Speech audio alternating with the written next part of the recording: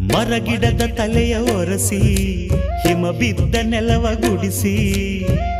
ಆಹಾ ಹೊಲಗದ್ದೆ ಇನ್ನೂ ಎಂತ ನಿದ್ದೆ ಎಂದ ದಿನ ರಾಯನು ರವಿರಾಯ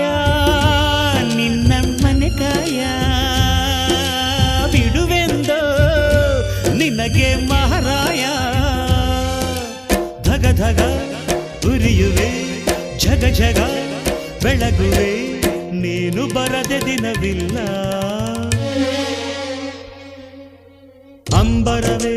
ಅಂಬರವೇರಿ ಸೂರ್ಯನು ಬಂದಾನು ಥಳ ಥಳ ಥಳ ಜಗ ಥಳ ಥಳ ಫಳ ಫಳ ಫಳ ಜಗ ಫಳ ಫಳ